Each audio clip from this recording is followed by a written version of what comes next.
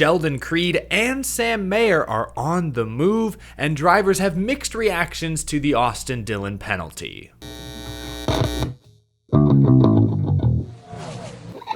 How's it going, y'all? My name is Eric. Welcome to Out of the Groove as we wait out this Michigan rain delay together. Race has been postponed to tomorrow, Monday at 11 a.m. Eastern Time. This does give us the perfect opportunity to catch up on the biggest stories and most interesting quotes from this weekend so far. Yesterday, Haas factory team announced that Sheldon Creed and Sam Mayer will drive their two Xfinity Series Fords next season. Sheldon Creed, currently with Joe Gibbs Racing, will drive the 00 next year, while Sam Mayer will leave Junior Motorsports to drive the number 41. Yes, Riley Herbst, this means RIP to the 98, at least for now. Both Herbst and Chase Briscoe, who helped make the 98 famous, sort of paying their respects on social media. But back to business. These are both very interesting moves. The Sheldon Creed to Haas rumors have been out there for a few weeks. The Sam Mayer to Haas rumors only popped up in recent days. Let's start with Sheldon Creed. Look, he's nearly 27 years old and has still not won a single Xfinity Series race. I know, but Eric, what about his, now after yesterday, 11 second place finishes? That's a record. The dude is good. I've never said Sheldon Creed isn't good. He's a Truck Series champion, a recent Truck Series champion, for goodness sake. Obviously, he's good. He has more top fives than anyone in Xfinity this year, but there's a disconnect. There's an inconsistency, an inability to seal the deal. Creed does have the most top fives in Xfinity this year. That was a correct stat, but he's 7th in the standings. You'd think he'd be a little higher up. Well, part of the problem is he doesn't have any stage wins. He's only got the 12th most laps led this year. Carson Kvapil on a part-time schedule has led more laps. That's my point. I think Sheldon Creed is good. He's talented, obviously brings some funding, but this will be his third team, his third manufacturer in less than 3 years. And like I said, next month will turn 27 years old. He's good. One day he is going to win an Xfinity Series race. He'll likely win several. He very well may make it to the NASCAR Cup Series one day. But in this day and age, when we talk about top NASCAR prospects, we mention guys like Carson Kvapil or Connor Zilisch or Corey Heim. I don't feel like Sheldon Creed is in that conversation. He's not top 5 if we're talking future Cup Series prospects. And bouncing around from team to team, manufacturer to manufacturer every single year, I don't believe is good for a young driver's development. Sometimes it's good to see how different teams operate, meet new people, but at some point you need to build a foundation. You find people you can work with, you begin to have success, and you foster those relationships for several years. Sheldon Creed, by and large, has not had that opportunity in the Xfinity Series, so I don't know how to feel about this move. I think he'll be competitive next year. I think Haas factory team will still be good in Xfinity. I expect Creed to make the playoffs, probably win a race at some point, but hey, we've been saying that for a few years now. I don't think this is a bad move. I just don't think it's an amazing move. I'm indifferent to Sheldon Creed at this point. I hope he wins a race eventually, but again, we've been saying that for years. It's kind of tiring at this point. I want the meme to die. 11 second place finishes without a win. Goodness me, goodness gracious. Let's talk about Sam Mayer, because this is the more surprising move in my opinion. Mayer has raced for Junior Motorsports the past 3 seasons. Since the start of last year, he's got 6 wins. This year he's got 2 wins, but after crashing out early at Michigan, he's down to 13th in the regular season point standings. See, that's the big issue with Sam Mayer. I know he wants to go Cup Series racing, and we'll talk about that in a moment, but on the Xfinity side, he's still a little up and down, a little too inconsistent. I don't think always puts himself in the best positions. And he's only 21 years old, still extremely young. I'm glad he's in Xfinity for another season, but I'm a little surprised to see him leave the comfort of Junior Motorsports for sort of an unknown that is Haas factory team. Mayer had this to say during the announcement yesterday, quote, "Cup is the ultimate goal, and to really push myself to become the kind of driver who can succeed in Cup, I needed to get out of my comfort zone, challenge myself, and hone my race skills so when that Cup moment arrives, I'm ready. The Haas team got Cole Custer ready for his moment, and it's a place that will help get me and Sheldon ready for our moments." Of course, we know there's more to these decisions than ultimately meets the eye. Who has funding, who doesn't? Was there still an opportunity at Junior Motorsports, or were they choosing to go in a different direction? We don't know.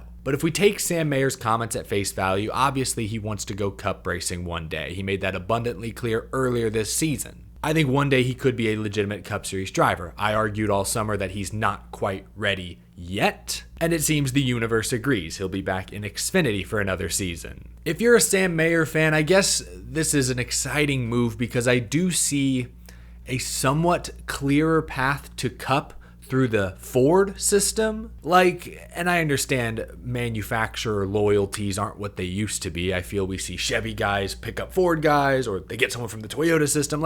Guys jump between manufacturers all the time. But Sam Mayer has been with Chevrolet for quite a while now, and the Chevy development pipeline is pretty clogged up with exciting young talent. Obviously, they've got Carson Hocevar just got a Cup Series ride. Zane Smith is with Trackhouse/Spire, although I guess he could be on the move soon. There's Shane Van Gisbergen vying for a seat at Trackhouse. Young guys like Connor Zilic making a lot of noise. Compare that to Ford. Riley Herbst very well may leave for Toyota. Cole Custer is going to Cup, but in Xfinity, it will be Sheldon Creed and Sam Mayer. That's about it. Front Row's added a seat. RFK potentially could add a seat. Some rumors from this past week. I'm not sure the path to Cup is much clearer than it was at Chevrolet, but there does seem to be less competition, I think. So if you're Sam Mayer, and as he's made clear, his ultimate goal is to get to the Cup Series, then a move over to Haas, to Ford, makes some sense. We'll see how Sam Mayer does next season. Again, only 21 years old. I think one day he'll be Cup Series ready. He's just not quite there yet. As I've said all along, we need a larger sample size and we need to see more consistency. Stay out of trouble, even if it's not your own doing. You know what they say in racing, you make your own luck. Often that's true. I want to see Sam Mayer make more of his own luck here the rest of this season and going into next season. So Sam Mayer, Sheldon Creed, headed to Haas factory team. Who saw that coming back in, even April? I guess nobody did. Haas factory team wasn't a thing back in April. Anyway, one more announcement I just want to touch on. This has been reported on for months at this point, but yesterday NASCAR made it official. The Clash will head to Bowman Gray Stadium February 2nd, 2025. The race will be broadcast on Fox. It's going to be packed. It's going to be cold. It's going to be crazy. They don't call this place the Madhouse for no reason. I don't have much else to add. It's a historic racetrack. I love using these exhibition races as opportunities to experiment with crazy ideas. A Clash in a football stadium, now bringing it to a quarter mile, Bowman Gray all-star race at a revamped North Wilkesboro a few years ago when they put underglow on the cars, you name it. These non-points races should be used to experiment, and NASCAR by and large has done a good job of doing that the past few years. Bowman Gray is just a continuation of those efforts. So I'm excited. Hope it's fun. What's your reaction to this news officially being confirmed? Let me know down in the comment section below. Now, before we wrap things up, the whole story last week was Austin Dillon, how he won at Richmond, and then how NASCAR took away much of that victory on Wednesday. In case you somehow missed it, on Wednesday, NASCAR upheld Austin Dillon's victory, but said he could not use that win towards playoff eligibility. So Austin Dillon, as of right now, is no longer in the NASCAR Cup Series playoffs. He was also docked 25 driver owner points, and his spotter was suspended for 3 races. Richard Childress Racing is appealing this penalty, and according to reports, that hearing is set for this coming Wednesday, here in just a few days. Now with the Michigan postponement, who knows, that might change the schedule, but for now at least, the hearing is on Wednesday. So we should know later this week if the ruling stands or if the independent appeals panel changes things. They've surprised us in the past. Drivers at Michigan this weekend were all asked about the incident itself, but more importantly, how NASCAR ruled later in the week. And do they feel NASCAR has clearly established a line that drivers should or should not cross? There's this good quote from Michael McDowell. He said, "Are we going to be boys have at it and do anything you can to win a race and get your team into the playoffs? Or is there going to be a sporting conduct and a code that says we want you to race hard and we want you to go for it, but there's a limit?"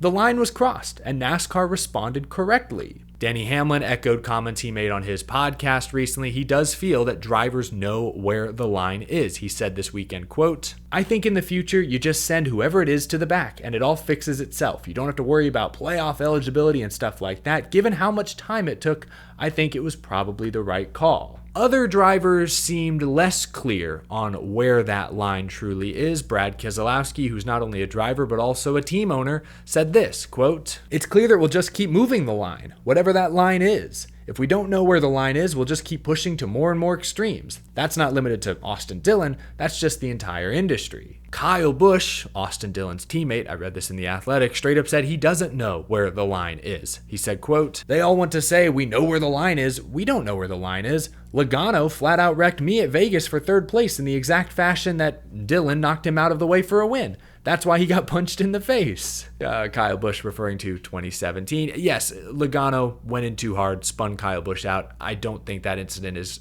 as comparable to Richmond Sunday night as Kyle Busch would like us to believe, but he makes a point. He doesn't feel confident he knows where the line is. Okay. I don't know. I think it's pretty clear where the line is. NASCAR is going to be as hands-off as they possibly can, but if you blatantly take someone out for a win to qualify for the playoffs, or for a spot in the next round, or to win the championship at Phoenix, they are going to act. They maybe haven't acted in the past. This was NASCAR establishing, I believe, a new precedent. And like I said last week, I don't love the idea of setting new precedents midway through a single season. I'd rather you make those changes to the rulebook during the offseason. But regardless of how you feel about the timing, I think it's good that NASCAR set this precedent, ultimately, that there is a line you can cross. And Austin Dillon blatantly wrecking 2 cars for the win Sunday night in a desperation move was crossing the line. So Kyle Busch can say it's murky. Brad Keselowski can say it's ambiguous. I don't really think it is. There will be some in the future gray area calls, but I don't think it will be as controversial as some of these drivers seem to suggest. If you go back and watch my videos from this past week, we looked at several controversial moves and incidents from the past few seasons, and it wasn't as hard as I thought to decide which ones would warrant a penalty under this current ruling and which ones would not. I think the only move that really was controversial that would be hard to decide on today was Logano punting William Byron at Darlington. He didn't right hook anyone. He didn't drive in from 3-4 car lengths back, but he did pretty blatantly send a guy into the wall for the win. Was it fair retaliation? That one would be controversial, but basically every other incident folks have brought up the past week, the decision has been pretty easy. So I think going forward, there will be some controversy, but it's not going to be as hard to decide where that line is as some of these drivers seem to suggest. Anyway, gonna wrap things up there. Thank you all so much for tuning into this episode. Hopefully the Michigan race can start on schedule tomorrow morning. I will see you all afterwards. Leave a like on this video if you enjoyed, subscribe for more, and a big thank you to my very generous Patreon supporters as always. Have a wonderful rest of your weekend, folks. I will see you again real soon. Take care.